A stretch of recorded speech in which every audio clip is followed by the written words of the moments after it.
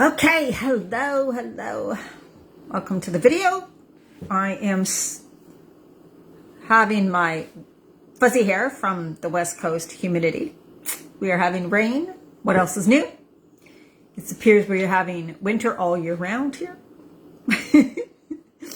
Anyways, I want to talk about what do you do when you're invited to someone's house for supper and it is food that you are like, I'm not really supposed to be eating this, or I don't want to be eating this, or I shouldn't be eating this kind of food. What do you do? Right?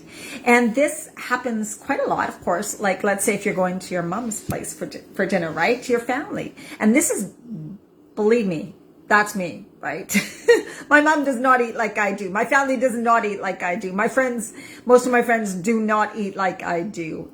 Some of them do, I have to say. But when I was dating with a guy for 16 years, it was none of his friends ate like I did. And he didn't for years and years either. And so when we were invited to a barbecue, and actually I was even dating him when I was actually high raw. So I was eating like no cooked food and only really super healthy food. And oh my God, I would bring my own food, basically, is what I would do if we went to barbecues. Because, I mean, barbecues are kind of easy because people are kind of bringing their own stuff anyways. So you can kind of get away with a lot more. But what if you go to someone's house? So what I do, like, I cannot have gluten. Like, for me, I just tell people and I act like it's a bad, severe allergy. I am not celiac. I won't die if I eat gluten. I just will not feel good at all the next day. So I have just told myself I do not eat it. That means any breads, pastas, sauces that may have gluten in it, right? Like if someone makes a thickening sauce with flour, if someone makes a soup, I can't have preservatives. So, you know, these, the consomme or whatever, the soup packages where you get the flavorings. What is that? Soup base or whatever. If that has preservatives, I can eat very little, right? So if I know they've made a soup from a package type thing, I'm like, oh, I can only have like a very little bit. Otherwise, I'll have severe headaches and get really sick the next day. So I'm just so hypersensitive, and it's a really tough thing. It's awkward, yes. But I also don't compromise my health. And what you got to remember is you can say things in a way that doesn't hurt people's feelings. And if you're going there and you're like, they had this food and I didn't want to hurt their feelings, I didn't want to say no. But if it's a food that's going to make you really sick or really bloated and felt terrible for days, it's not worth, you're putting them in front of you. And that's what I mean, in front of your health, right? And you can say things in a nice way. Here's the thing we need to remember. We got to stop thinking that they can't handle it. If someone came over to your place and they just could not eat something you were serving, you would be okay. Oh my God. If they said to you, you would be, oh no, don't worry about it. Can I fix you something else? Is there anything else I can do? You're not going to get mad at them. You're not going to get mad at them. So we need to stop this craziness about being so worried. And here's the thing. It's okay if you eat it for one meal. If it's not going to, like if you're just trying to decrease starchy carbs and you go to someone's house and they have potatoes with something, you can have the potatoes. Have the frickin' potatoes. Right? It doesn't matter. We got to stop thinking that because you're on a specific diet or because you're choosing to eat a certain way, that if there's a certain situation that you can't go, or you're going to go there and you're going to feel so awkward and terrible. And oh my God. Stop overthinking. Stop putting yourself that you're such a big, huge thing that everybody's going to make a big deal out of everything you say, because that's not true. Sometimes we think too much of ourselves in the way, like we're like, everybody's going to stare at me. Probably not. They're probably not going to talk about you for months on end. They're probably going to forget all about it by the end of the night, right? If you say no to some sort of food, people are not going to go, oh my God, did you see that girl? Did you see her? Did you see her? And if they did, for one, you just explain. So what I would say is I'm like, oh, sorry, I'm allergic to gluten. Like I cannot handle it at all. So I can't have those things. But thank you very much. And I'm totally fine. I understand. I am not here to interrupt anything. right? That's things like I say.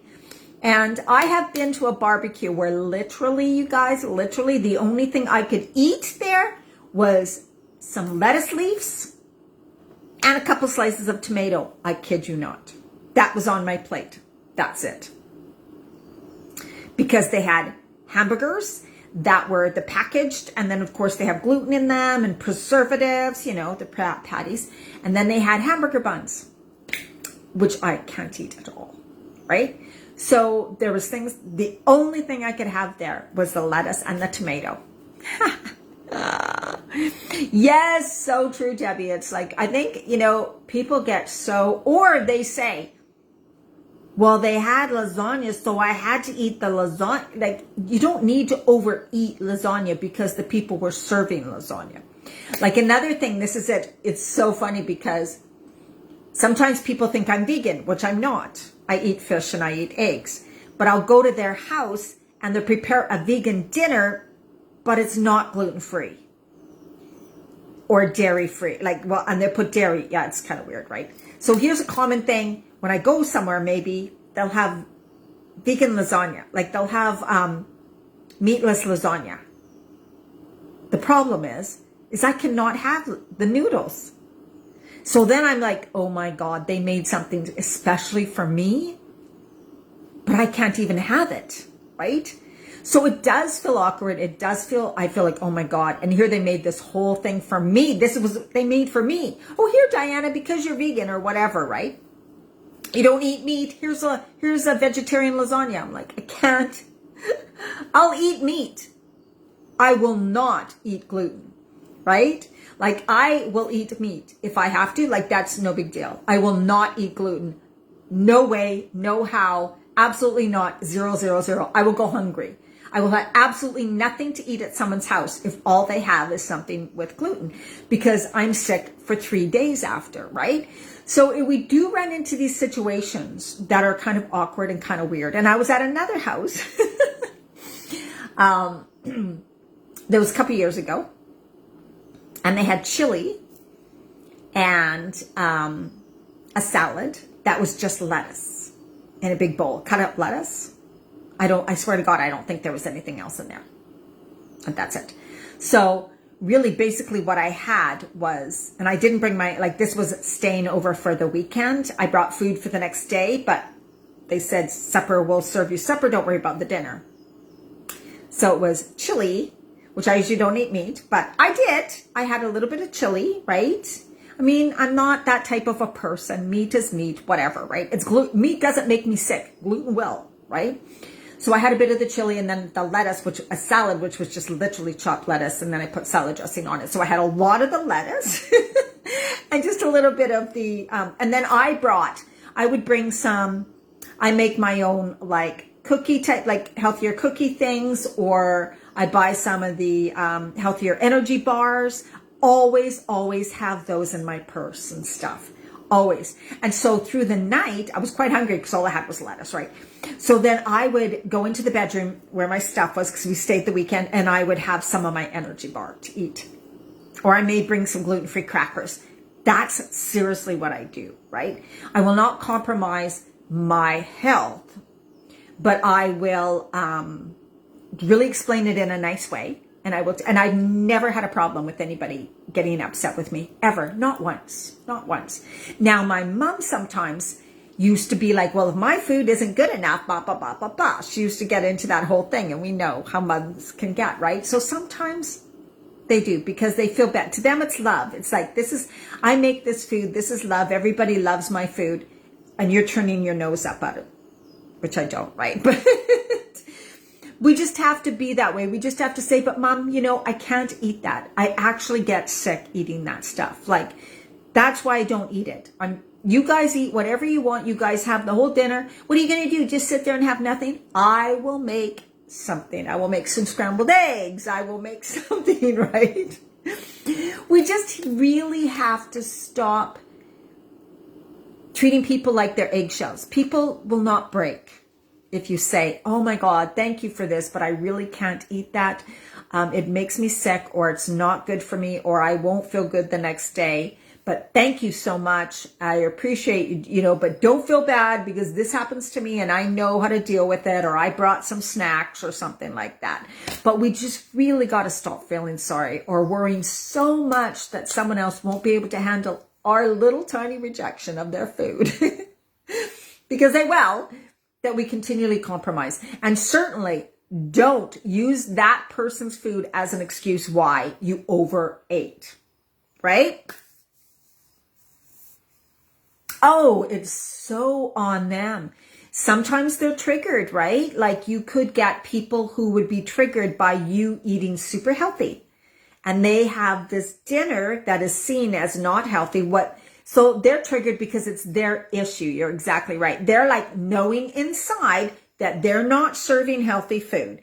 They know inside that they're serving food they love, and they may be addicted to that type of fatty food, that type of macaroni and cheese, whatever, right? They know that, and they may be a little sensitive. So by you saying no, thank you, as in you're standing strong and you're choosing health and eating healthy, it just reflects back on them. They know they should be doing that, but they're not. And so they're going to get triggered. If they do that, they're probably not the type of person you want to get really close to anyways, because they're in victim. They're feeling sorry for themselves. They cannot handle their own issues. They're probably emotionally eating for a reason, right? That's probably why they eat those foods. They have those food addictions for a reason, right? But again, go to someone's house. If they have birthday cake because there's a birthday, eat the freaking birthday cake if gluten doesn't hurt you. Don't worry about those things. If you go to a barbecue, oh my God, I'm going to tell you one thing. If there's cheese at a party, I'm eating the cheese. I am at that cheese table and I am eating cheese. I will not feel that great the next day. I get bloated with cheese, but I can handle it, right? Ice cream's another thing because dairy bothers me, right? If there's ice cream at a party, I'm having ice cream. I'm going to tell you right now. Yes, please, for the ice cream. Right? It's those little treat things that are so wonderful. I can't have cake because of gluten, but I can definitely have the ice cream. So just choose, make your choice, enjoy what you're choosing to eat. Don't use it as an excuse though, because they had lasagna, so I had to have 4 pieces of lasagna. She kept shoving it in my face. She kept telling me to have lasagna. Like, don't do that. Don't do that. And don't go home and blame your sugar cravings or your next day binging because of what you ate at someone's house the night before. Because that's your fault. All right. I hope that helps. Thank you guys for watching. And if you're interested in, I have, like I said, some sales on how I'm doing one-on-one right now. So reach out to me because really it's truly about just living your best life and feeling your best.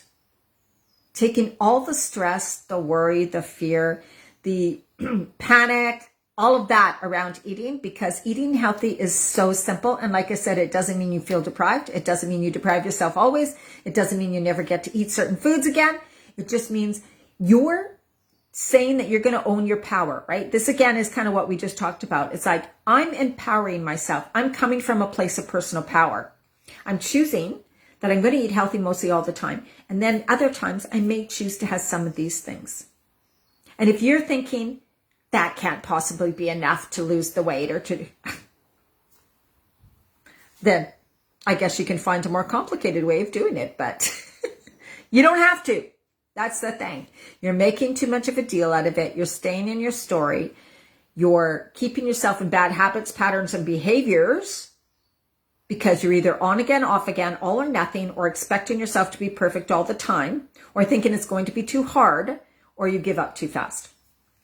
Right? Again, it's all on you. But there's so many things you can do. You are so powerful. And it's just about you deciding that you're making choices for a reason. What are your reasons? Let us get you straight on that. Motivation comes from the inside, from you, not from me, from you. You decide what motivates you. You decide what inspires you. We work on that together. And you learn to eat in the way that works best for you and helps you get to where you want to go. And most of the time, that's the easy part. The part is somebody to be there, hold your hand, hold you accountability, and keep you on focus. And that's what I do. All right, reach out to me. So much love to you guys. Have an absolutely amazing night. And thank you for watching live. Let me know you've watched the replay. Bye.